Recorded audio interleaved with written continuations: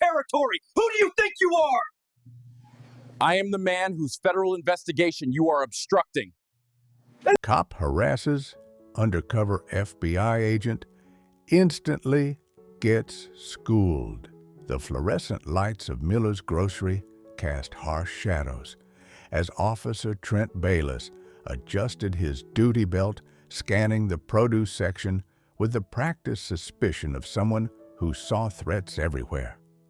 Across the store, Special Agent Deshawn Rucker crouched beside the frozen foods, his earpiece crackling with surveillance updates about Marcus Steele Johnson, a federal fugitive shopping for breakfast cereal like any other Tuesday morning.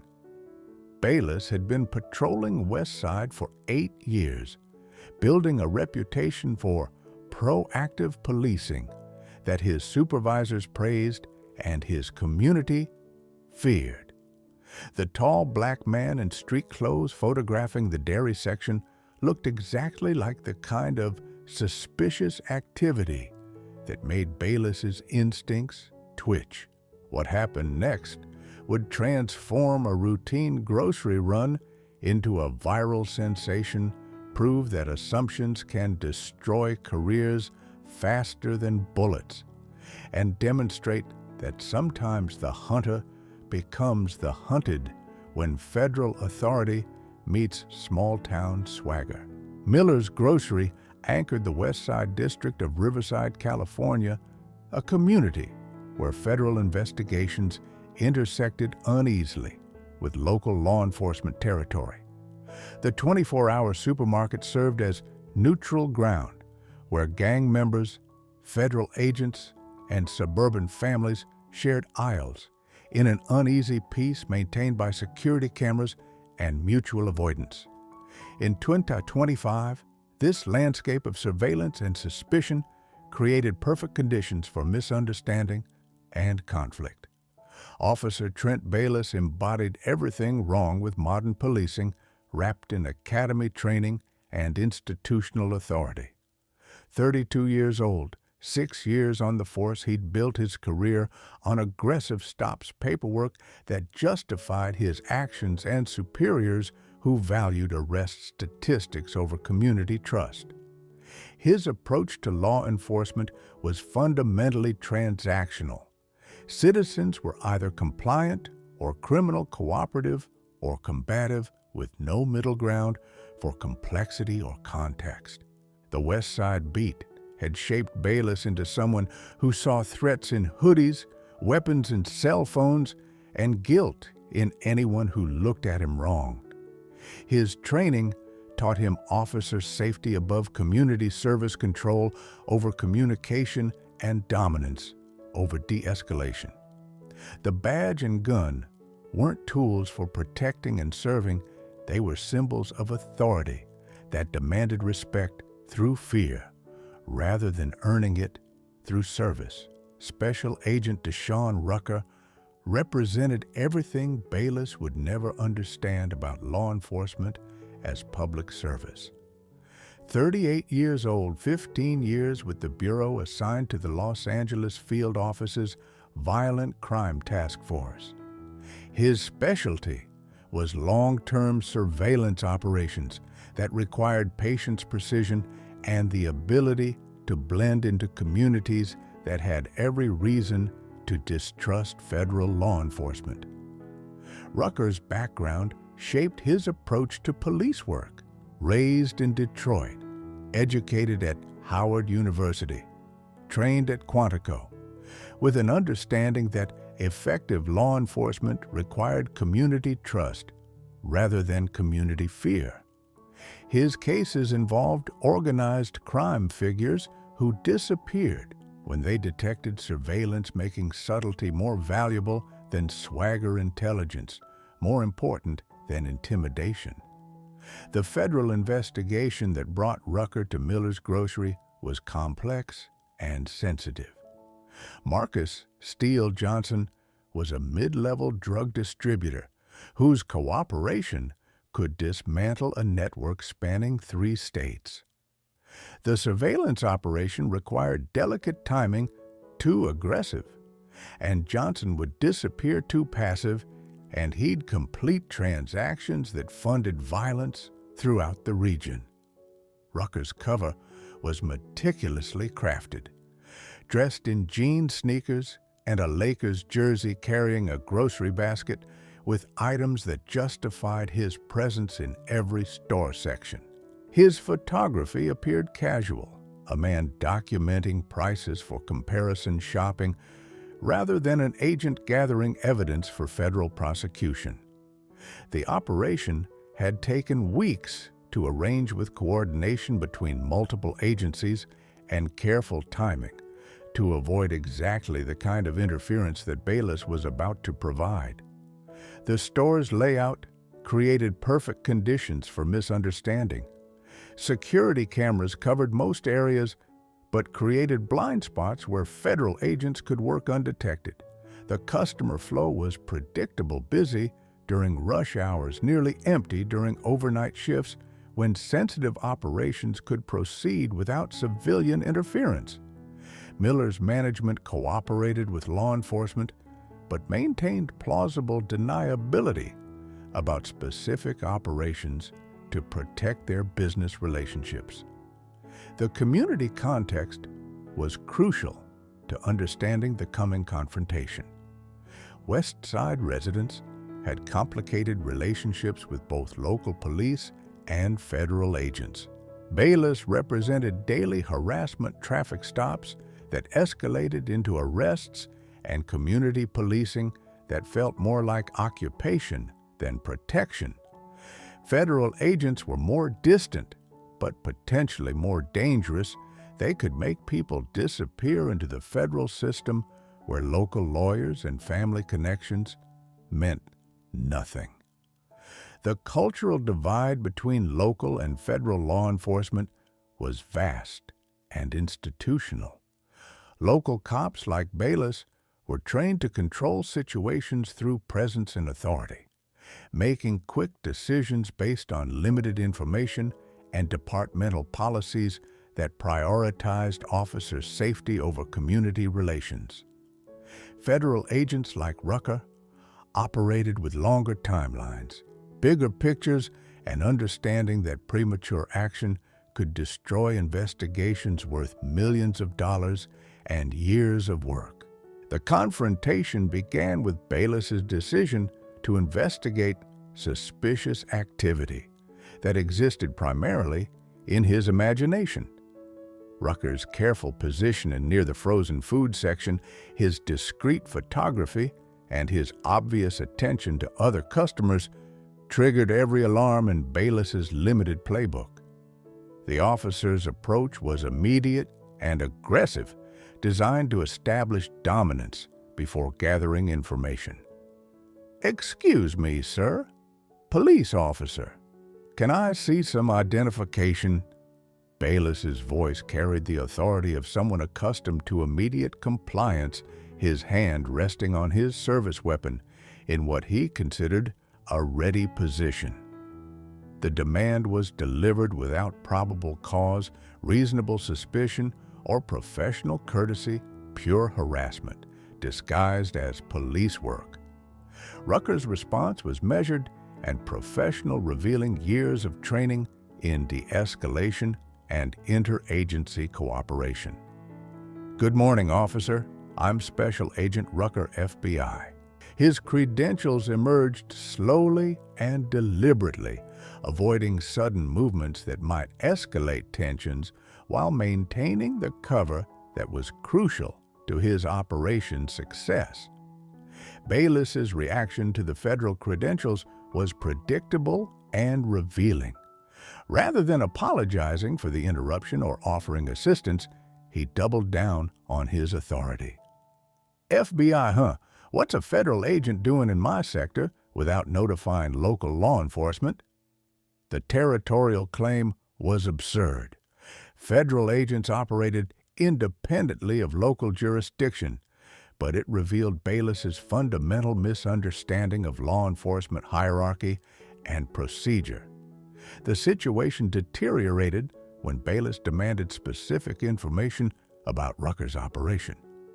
I need to know what kind of investigation you're running in my community.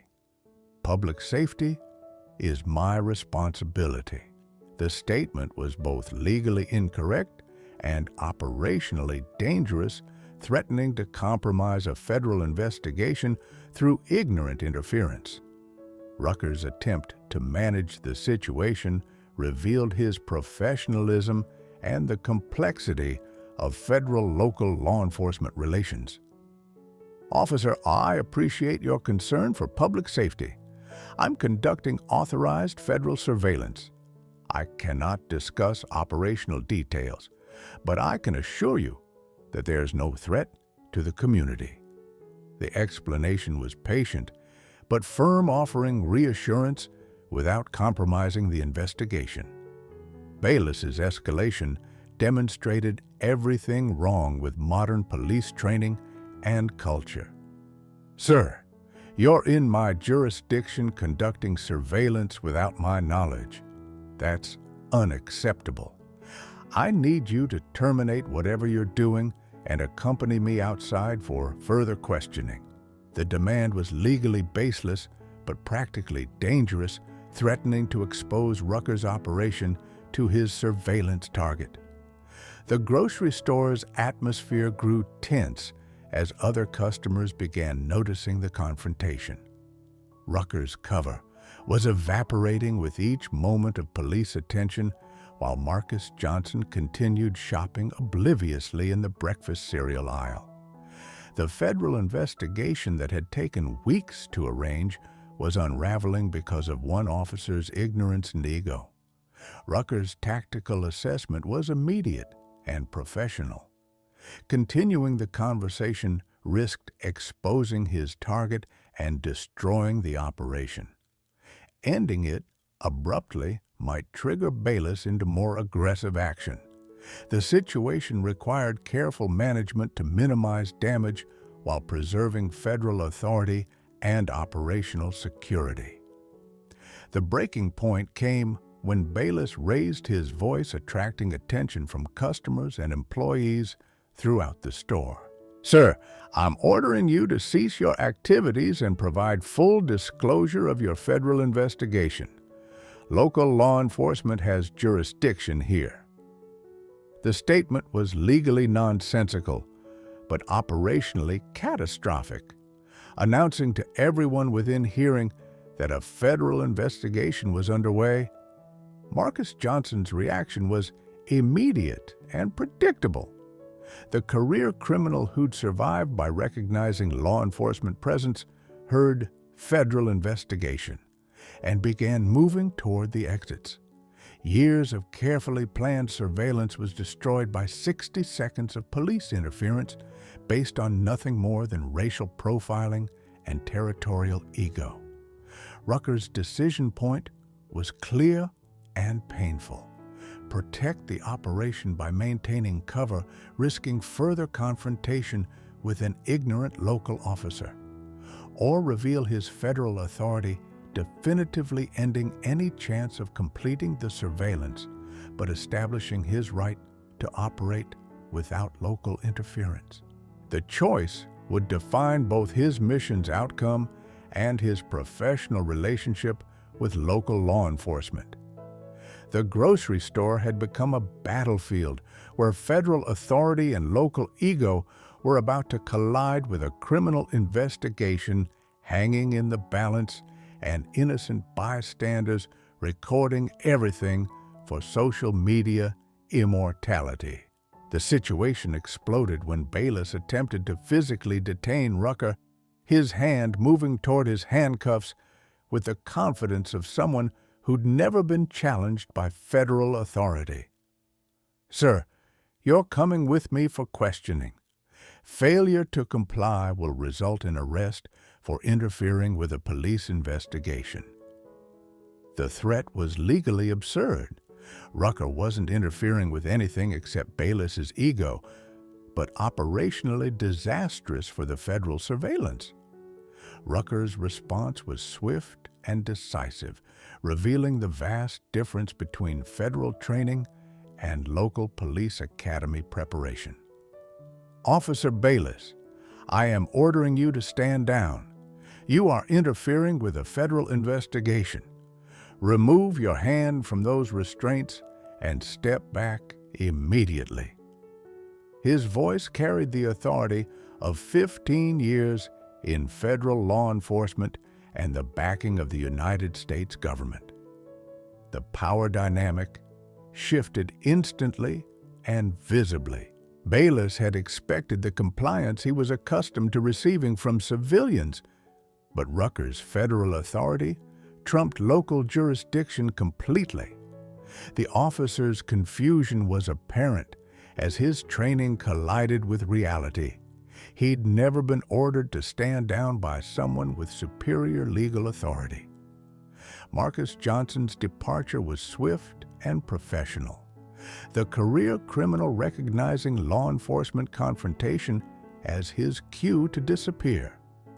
The federal target who'd taken weeks to locate and position for surveillance walked calmly out of Miller's grocery, while two law enforcement officers argued jurisdiction in aisle 7.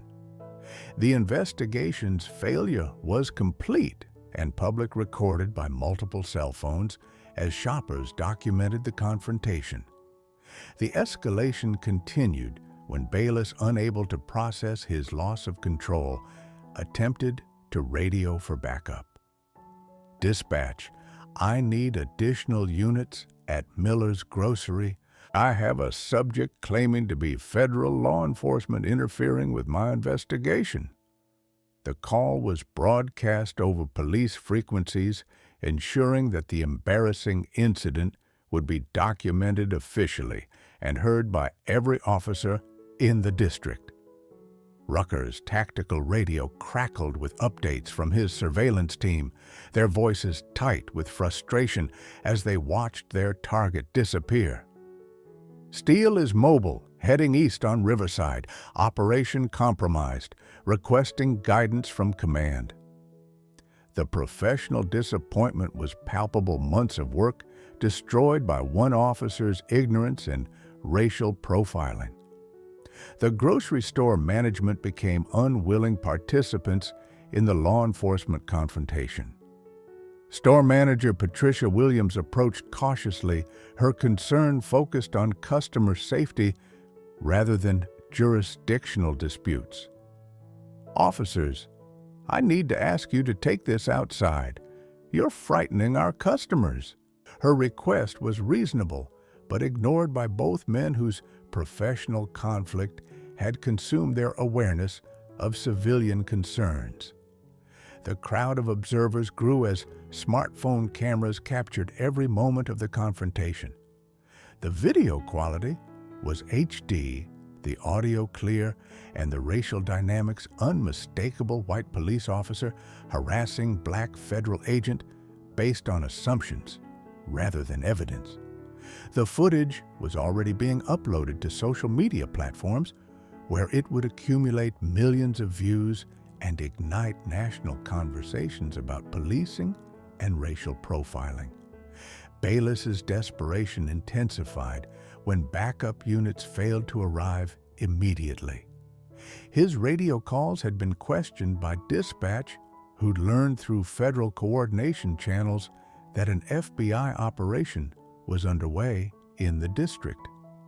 The institutional embarrassment was spreading through law enforcement channels as supervisors struggled to understand how their officer had compromised a federal investigation.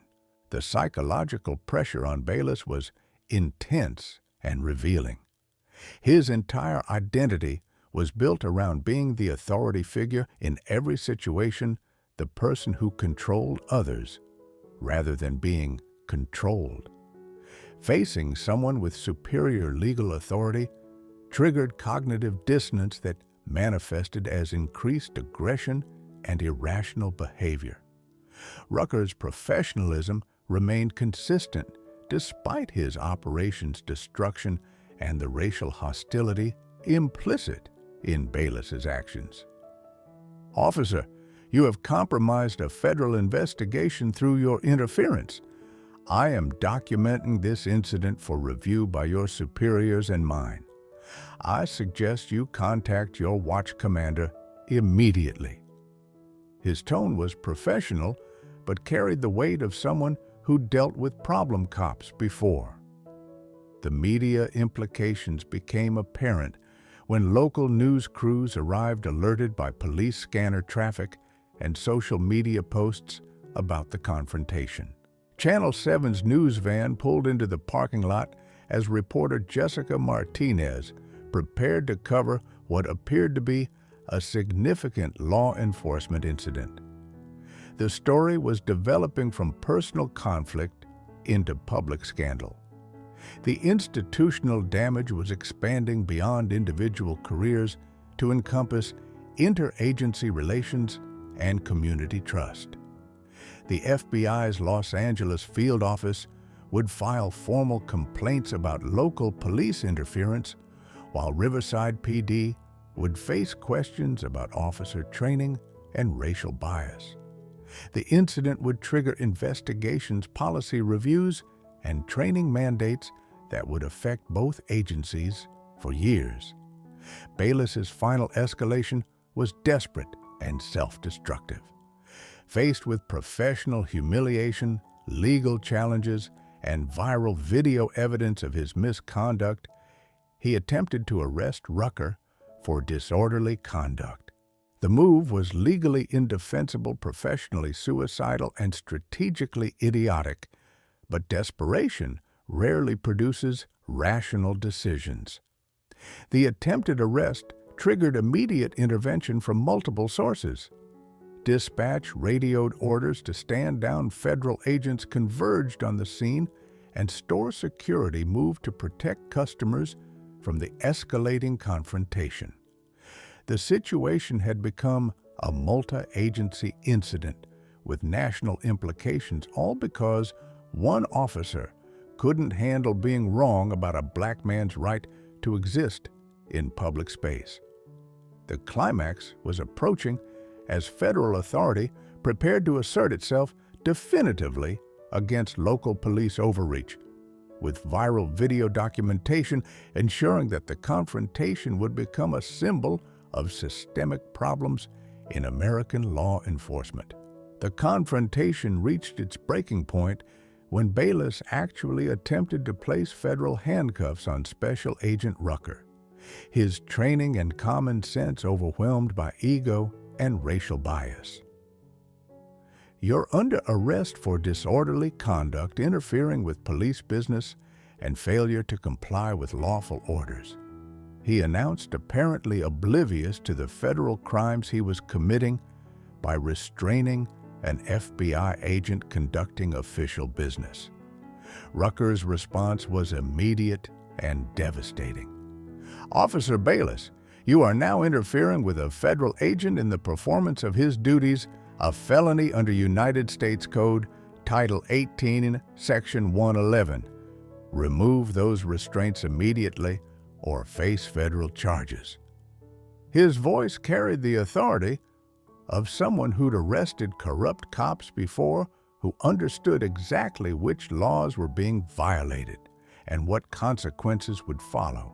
The grocery store erupted into chaos as customers fled the confrontation, parents grabbing children while elderly shoppers sought cover behind displays. The scene resembled a hostage situation more than a law enforcement operation, with innocent civilians trapped between two armed officers whose professional conflict had spiraled completely out of control. Patricia Williams, the store manager, made the decision that saved lives and careers. "I'm calling 911.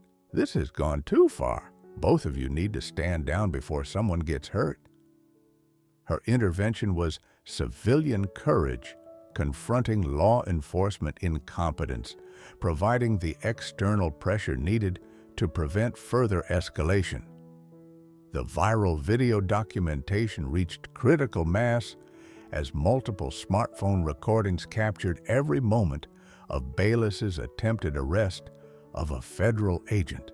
The footage was simultaneously uploaded to Twitter, Facebook, Instagram, and TikTok, where it began accumulating views, shares, and commentary that would transform the incident from local embarrassment into national scandal. Bayliss's psychological breakdown was complete and public. The officer who'd built his identity around controlling others was being controlled by someone he'd assumed he could dismiss and arrest.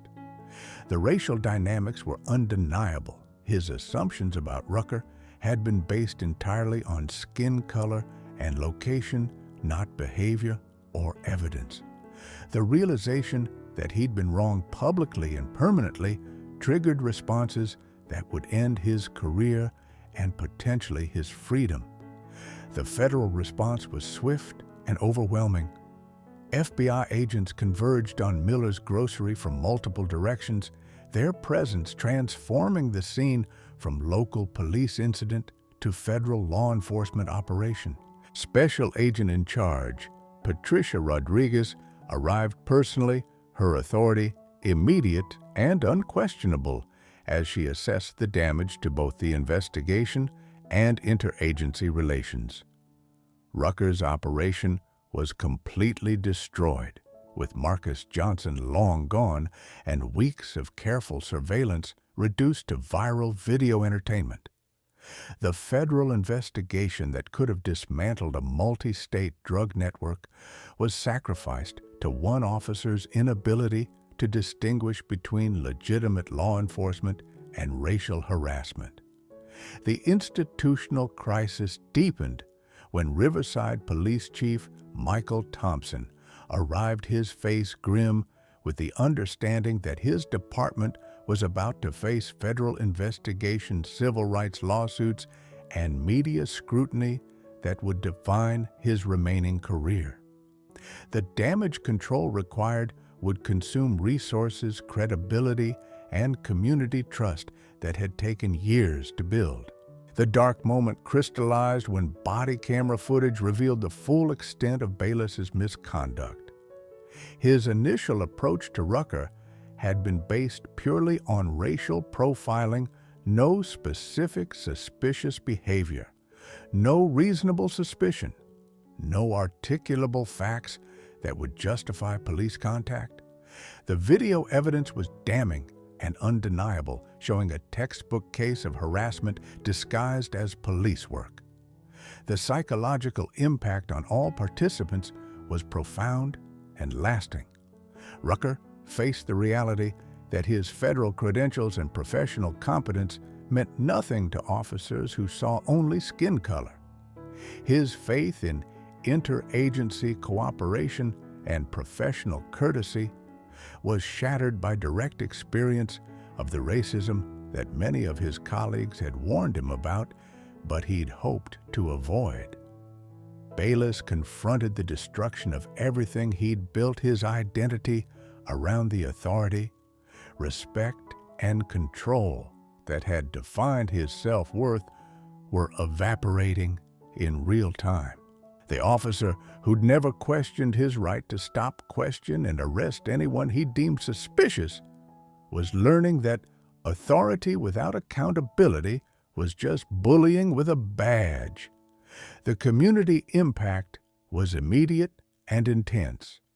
West Side residents who'd long complained about police harassment had documented evidence of their claims, while federal law enforcement faced questions about their coordination with local agencies.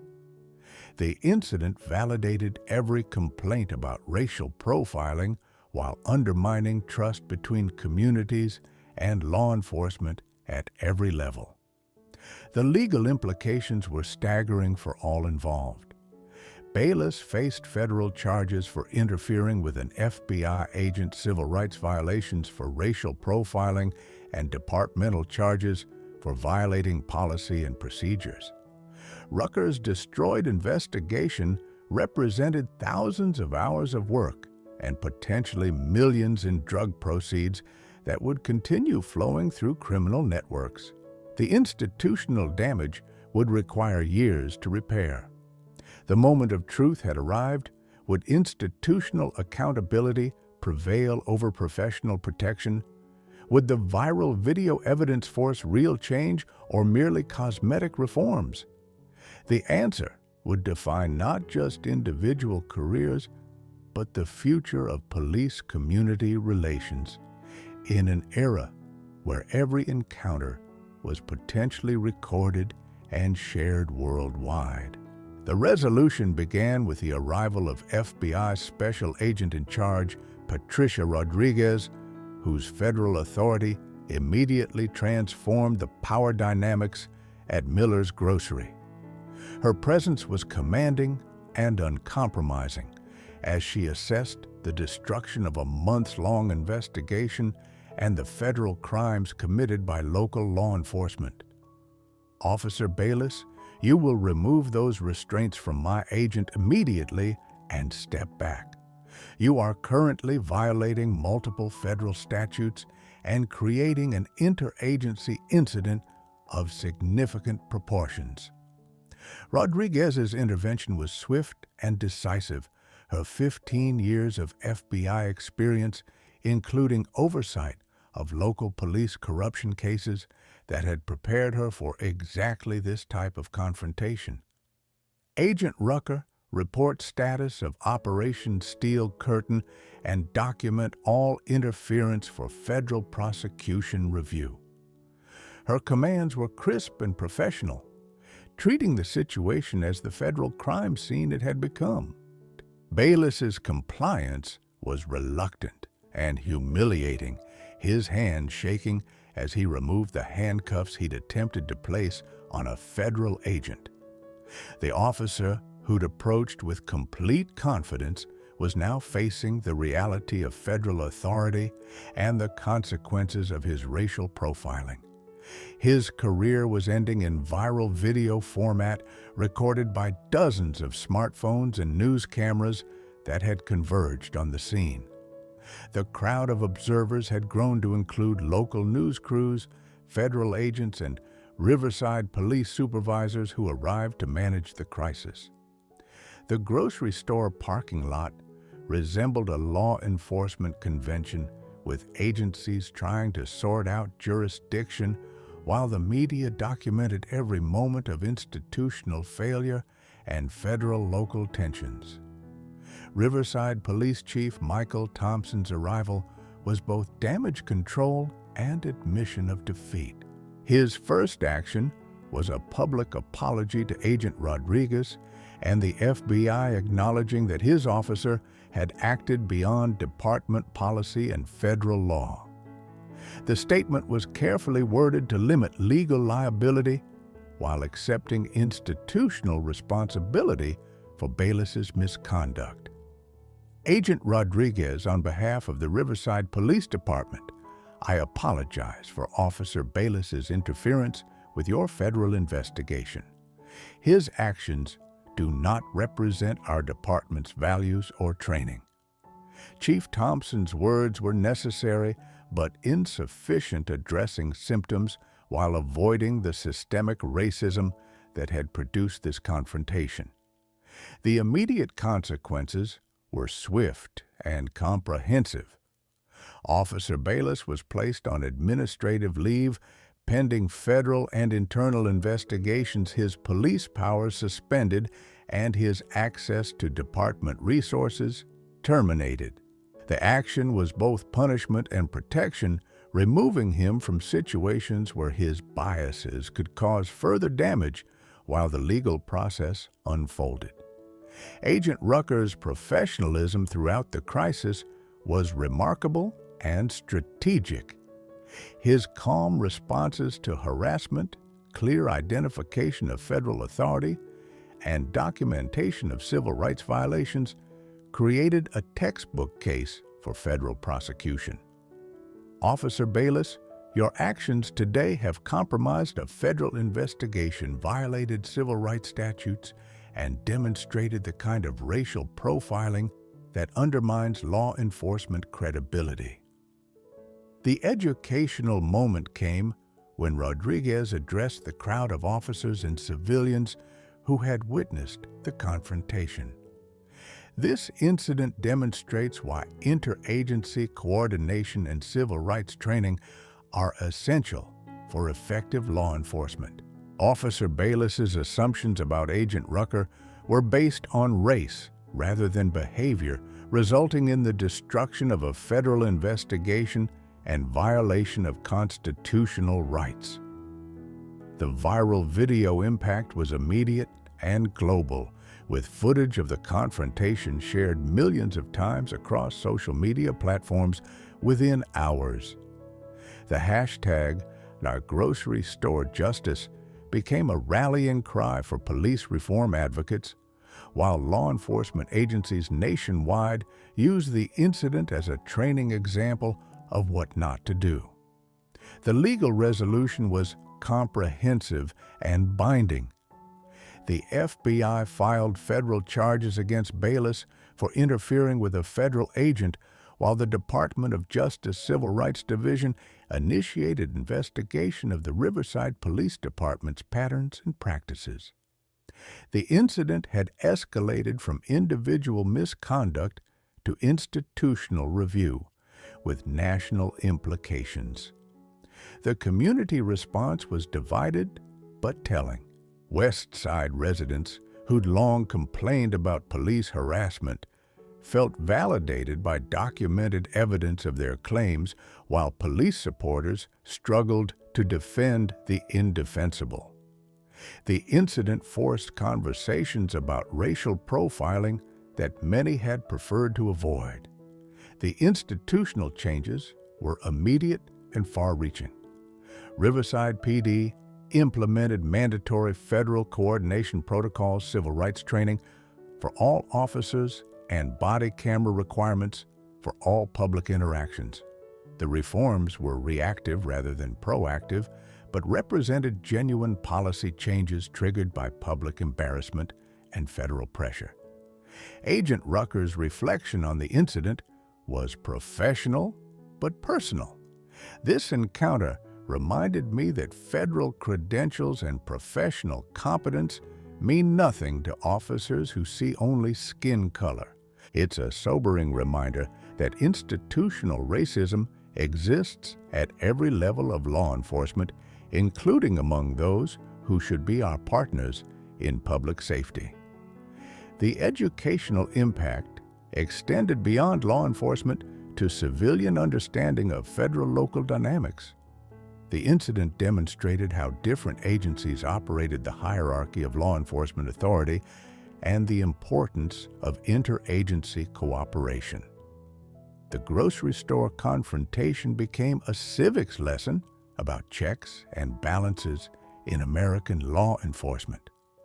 Officer Bayliss's downfall was complete and public, his career destroyed by 60 seconds of viral video that documented years of problematic attitudes and behaviors. The termination letter from Riverside PD was brief and final. Officer Bayliss's actions violated department policy, federal law, and community trust. His employment is terminated, effective immediately. The broader implications were significant for American policing. The incident joined a growing catalog of viral videos showing police misconduct, adding federal jurisdiction and interagency dynamics to conversations about accountability and reform. Law enforcement agencies nationwide reviewed their policies on federal coordination and civil rights compliance. The resolution ceremony was both formal and symbolic. FBI Director Jennifer Hayes presented Agent Rucker with a commendation for professionalism under pressure, while Attorney General Patricia Miller announced new federal guidelines for local police interaction with federal agents. The recognition was institutional validation of Rucker's handling of an impossible situation. The final confrontation between Rucker and Bayliss came during the federal court hearing, where the former officer pled guilty to interfering with a federal agent. Rucker's victim impact statement was measured but pointed. Officer Bayliss's actions weren't just about me. They were about every person of color who faces assumption of guilt based on appearance rather than behavior. The sentencing was significant both legally and symbolically. Bayliss received 18 months in federal prison, loss of law enforcement certification, and prohibition from carrying firearms. The sentence sent a clear message about federal protection of civil rights and consequences for police misconduct. The long-term impact continued expanding months after the initial confrontation. Riverside PD's federal consent decree required comprehensive reforms overseen by federal monitors, while other departments nationwide implemented policy changes to avoid similar incidents. The grocery store confrontation had catalyzed systemic changes in American policing. The final scene was both ending and beginning. Agent Rucker returned to Miller's Grocery months later, this time off duty and shopping for his family. The store manager recognized him immediately, approaching with genuine warmth. "Agent Rucker, it's good to see you. I want you to know that what happened here helped our whole community understand some important things about justice and respect." His response was characteristically professional but human. "Ma'am, I hope something positive came from a difficult situation. Law enforcement works best when we all understand our roles and respect each other's authority." The conversation was brief but significant, representing the healing and understanding that could emerge from confrontation and accountability. The story's resolution proved that viral video could drive institutional change, that federal authority would protect civil rights against local abuse, and that individual courage in the face of harassment could inspire broader reform. The grocery store confrontation had become a symbol of both the problems in American policing and the potential for accountability-driven change. The Miller's Grocery incident became a landmark case in federal-local law enforcement relations, police accountability, and civil rights protection. The comprehensive video documentation, clear legal violations, and institutional responses created a template for addressing police misconduct that influenced policy nationwide. The incident was studied in law enforcement academies, civil rights training programs, and federal coordination seminars as an example of how assumptions and bias could destroy investigations and violate constitutional rights. The immediate consequences transformed both the Riverside Police Department and FBI field operations. Riverside PD's federal consent decree required comprehensive reforms including bias training, federal coordination protocols, and civilian oversight mechanisms. The FBI implemented new guidelines for local law enforcement interaction, emphasizing clear identification procedures and escalation protocols when coordination broke down. The changes affected thousands of officers and agents nationwide. Agent Rucker's handling of the harassment became a case study in professional law enforcement response to racial profiling. His calm demeanor, clear assertion of federal authority, and documentation of civil rights violations provided a model for other agents facing similar harassment. The FBI incorporated his experience into training programs, while civil rights organizations used the incident to illustrate both the persistence of institutional racism and the importance of federal oversight. The viral video impact extended far beyond law enforcement circles to influence public understanding of police accountability and federal authority.